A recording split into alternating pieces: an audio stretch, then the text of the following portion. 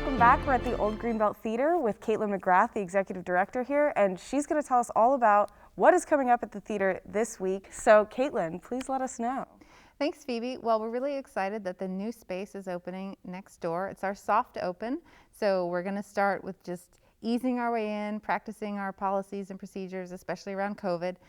The mask mandate has been lifted by the city of Greenbelt, but we still strongly encourage folks to keep their masks on if they're not eating or drinking. And we are keeping social distance in the new space by reducing the capacity by 50%. So it's from 40 seats down to 20. So we encourage folks to get their tickets in advance so they're not disappointed that it's sold out. And at this theater, are there going to be any changes in terms of capacity? Yes, we're going from 75 to 100. And we'll be removing the dots from the central area here in the main section, the green and red dots, so that people can sit where they choose.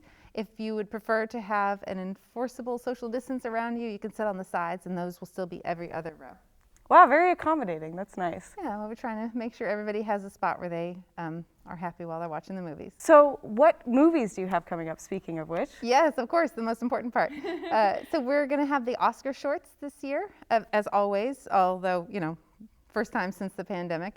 We're really excited. We love this program. It's a great opportunity for folks to see all of the nominated films in the 3 categories: live action, documentary, and animation. And it's an opportunity to kind of experience a film festival in a day because you're going to see 5 films, no matter which one you come to, and it's just some of the best content that's being created from around the world. That's great. Do you have any ones that you thought looked good and that you would recommend? Yeah, the animation program is not for children. I want to be very clear. It's rated R this year. Sometimes they have something that is not suitable and they leave that one to the end with space for kids to leave. But this year, it's all just pretty not much for kids. All of them are not yet. Okay. Although there is one that is a stop motion Robin that looks really cute, and I'm looking forward to seeing that. I think my kids might be able to enjoy that one on its own. I mean, I think that film itself might be the one exception, and the other 4 are not so kid friendly. Wow. It's subject matter and that sort of thing. But on the live action, there are some really amazing stories from around the world about, there's one in particular about a child bride situation where young women are kidnapped and then forced to marry. That looks really moving and an important story to shed more light on. There is a new film with Rhiz Ahmed that is to do with his album release, which is about his experience in Britain as an immigrant, which is also a topic that is, really important, and it'll be interesting to see what spin they put on it there. So. Definitely. That sounds like a wide range of topics that are covered, so that's exciting. They really are. In the shorts category, unlike any other category pretty much, maybe documentary, it tends to be very international, which is great because you're seeing stories, again, in a couple hours, you're seeing things from all over the globe. That's true, yeah. So where is that one playing? Is that going to be in the main auditorium or the screening room? Yeah, they go back and forth, so check your show times. It'll be marked whether it's in screen 1 or screen 2, and that way you'll know whether you really need to pre-purchase your tickets or not.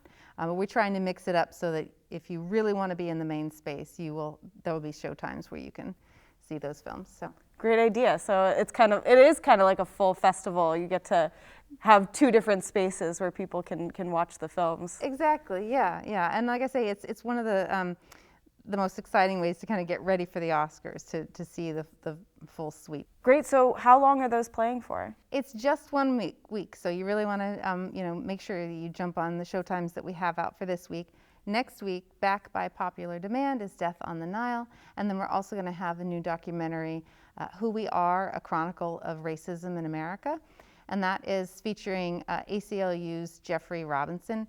He is talking about, it's a lecture that he's delivered in the past, and then it's interwoven with other interviews and footage of him traveling around the U.S., and it looks to be a really important doc that everybody should check out. Oh, wow. Yeah, that sounds fascinating. Is it kind of a compilation of different time periods, or is it more of a modern perspective? I think it's modern, but in tracing the history, he goes back and he's talking about the salient kind of moments in the timeline of America and where racism comes up again and again, and how it's still very much with us, even though some might like to, ignore that fact or not see how systemic it is. Yeah. And that's, I think, what he's trying to do is just to show how it's an issue that pervades so much of American life, and that also I think there's some hope there. There's something that we can do about it too. So. Well, thanks so much for telling us all about the new movies that are coming up, and I'm excited to see how everything goes with the new screening room. Thanks, Phoebe. We're really looking forward to finally having it open. We'll have to talk about it next time you're with us. Yeah, for sure. Well, thanks so much again, and we'll see you all next time.